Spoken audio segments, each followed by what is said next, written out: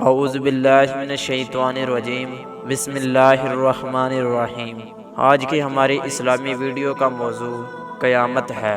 قیامت کا دن بہت ہی خوفناک ہوگا اور اس دن سے تقریباً ہر مسلمان واقف ہے کہ قیامت ایک نہ ایک دن لازمی آئے گی، اور یہ ہر مسلمان کا ایمان بھی ہے کہ قیامت آئے گی۔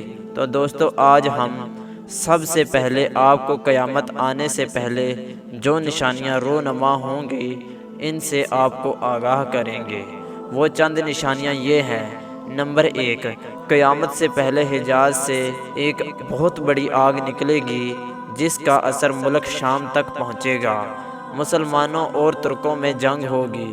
نمبر 3 پر ایک موقع ایسا آئے گا کہ سرزمین عرب پر جو ریگستانی علاقہ ہے اس پر سرسبزی و شادابی پھیل جائے گی، نہریں جاری ہو جائیں گی جس میں جانور جہاں چاہیں گے وہاں چریں گے۔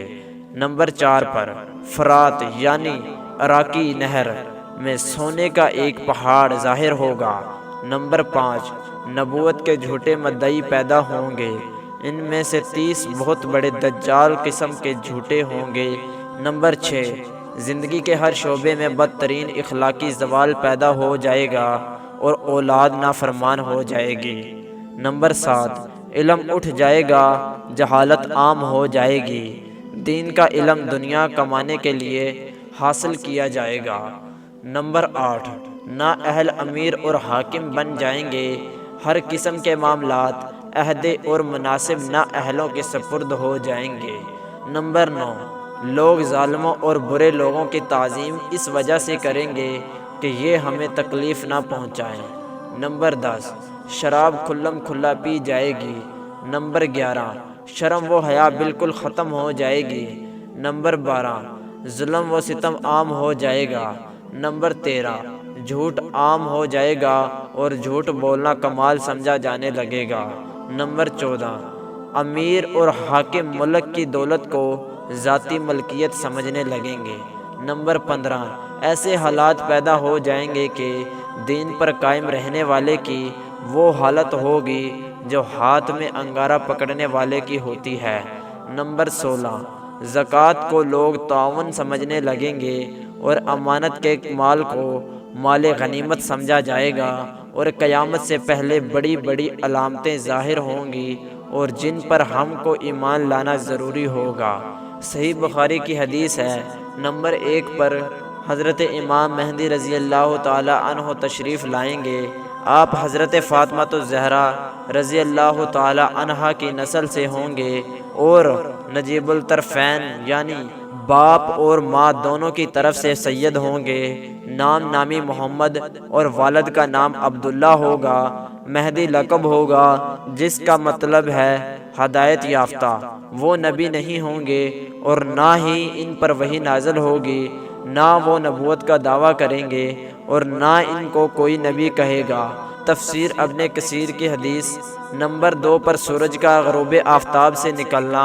اس کی کیفیت یہ ہے کہ قیامت کے قریب حسب دستور سورج دربار الہی میں سجدہ کر کے طلوع آفتاب سے نکلنے کی اجازت مانگے گا، اور اجازت نہ ملے گی اور حکم ہوگا کہ واپس جا۔ تب سورج غروب آفتاب سے نکلے گا اور آدھے آسمان تک آ کر لوٹ جائے گا اور غروب آفتاب میں ہی ڈوبے گا، یعنی اس کے بعد پہلے کی طرح سورج طلوع آفتاب سے نکلا کرے گا اور غروب آفتاب میں ڈوبا کرے گا۔ اب ہم قرآن مجید سے کچھ نشانیاں حاصل کریں گے۔ سورۃ الحج کا آغاز قیامت کے زلزلے کے ذکر سے ہوتا ہے۔ اس زلزلے کے بارے میں الفاظ وارد ہوئے ہیں۔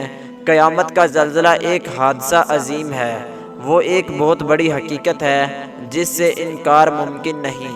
اس کی ہولناکی اور وحشت کا اندازہ نہیں لگایا جا سکتا۔ ماں کی شفقت اور پیار سے ہر کوئی واقف ہے، لیکن قیامت کا زلزلہ اتنا شدید ہوگا کہ دودھ پلانے والی ماں اپنے بچے سے غافل ہو جائے گی، اس کو اپنے بچے کی ہوش نہ رہے گی۔ اس دنیا میں اگر بچے پر کوئی ناگہانی آفت آتی ہے تو ماں اپنی جان پر کھیل کر اپنے بچے کی زندگی کو محفوظ کرتی ہے، لیکن قیامت کے زلزلے سے وہ بھی اپنے آپ سے بے خبر ہو جائے گی اور بچے کو بھول جائے گی۔ قیامت کا ہچکولا اتنا شدید ہوگا کہ جو مؤنث جاندار حمل سے ہوگا، چاہے وہ عورت ہو یا پھر کوئی اور جانور، اس کا حمل دہشت کی وجہ سے ضائع ہو جائے گا۔ لوگ اس دن مدہوش نظر آئیں گے، لیکن یہ مدہوشی کسی اور وجہ سے نہ ہوگی بلکہ قیامت کی ہلونا کی وجہ سے ان پر گھبراہٹ طاری ہو جائے گی۔ سورۃ المزمل میں ہے کہ بچے اس دن کو بوڑھے ہو جائیں گے۔ سورۃ الزلزال قرآن مجید کی ایک مختصر سورت ہے جس کے آغاز میں ہے ترجمہ: اس دن زمین کو خوب ہلا دیا جائے گا۔ بظاہر زمین اور پہاڑ مضبوط دکھائی دیتے ہیں لیکن وہ ہل جائیں گے۔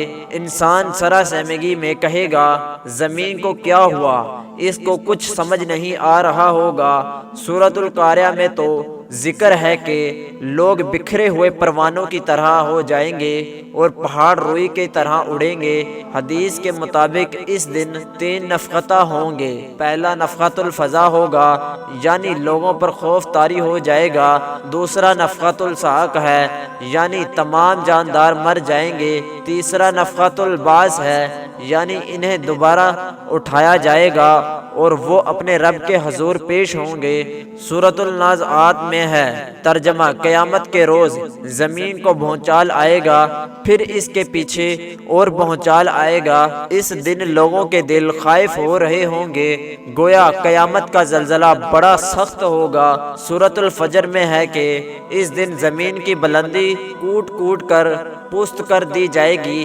قیامت کے زلزلے کی جو کیفیات وارد ہوئی ہیں ان پر انتہائی غور و فکر کرنے اور اپنے اعمال کی درستگی کی ضرورت ہے۔ قیامت سے پہلے جو زلزلے ہماری زندگی میں آئے ہیں وہ اللہ تعالیٰ کی طرف سے تنبیہ ہوتے ہیں۔ سورۃ السجدہ میں عذاب ادنا اور عذاب اکبر دونوں کا ذکر ہے۔ عذاب ادنا کے مختلف شکلیں ہیں جیسے سیلاب اور زلزلے کا آنا وغیرہ۔ عذاب اکبر قیامت سے متعلق ہے۔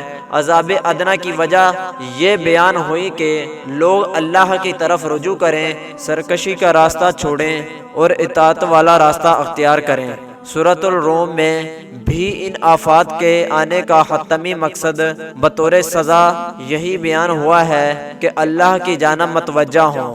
دنیا میں جو زلزلے آتے ہیں ان کو دیکھ کر ہم کو اللہ کی طرف رجوع کرنا چاہیے، توبہ استغفار کرنا چاہیے۔ یہ عذاب ادنا انسانوں کو جھنجھوڑتے ہیں کہ ہوش میں آؤ اور عذاب اکبر کی سختی سے بچنے کی تدابیر کرو۔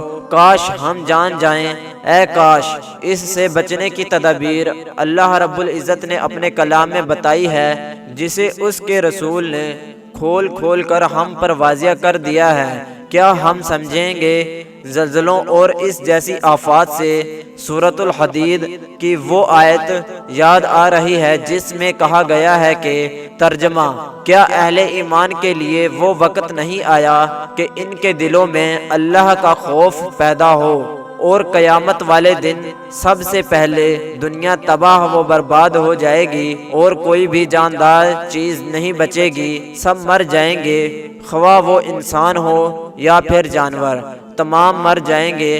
پھر اللہ پاک ان تمام جانداروں کو زندہ کرے گا اور پھر میدان محشر لگے گا۔ اس دن پھر تمام انسانوں کے نامہ اعمال کا حساب و کتاب ہوگا۔ جس کی نیکی والا پلڑا بھاری ہوگا اس کو جنت ملے گی، اور جنت بہت اچھی جگہ ہے، بہت ہی آرام اور سکون والی جگہ ہے۔ اور جس شخص کا برائی والا پلڑا بھاری ہوگا اس کو دوزخ ملے گی، اور دوزخ بہت بری جگہ ہے، اس میں نہ کوئی سکون اور نہ ہی آرام ہے، بلکہ جہنم کی آگ میں سڑتا رہے گا۔ تو دوستو ہمیں چاہیے کہ ہم اچھے اور نیک کام کریں تاکہ جنت حاصل ہو، اور برے کاموں سے بچیں تاکہ دوزخ کی آگ سے بچا جائے، اور برے کاموں سے بچیں تاکہ دوزخ کی آگ سے بچ جائیں۔ ہم جنت اور جہنم کے بارے میں مزید تفصیل سے آگے آنے والی ویڈیو میں بتا دیں گے۔ جس بھائی نے ہمارے یوٹیوب چینل کو سبسکرائب نہیں کیا وہ ہمارے چینل کو سبسکرائب کر لے اور بیل آئیکن کو بھی پریس کر دے تاکہ آنے والی ویڈیو کا نوٹیفیکیشن سب سے پہلے آپ کے پاس پہنچے۔ اللہ آپ کو خوش رکھے۔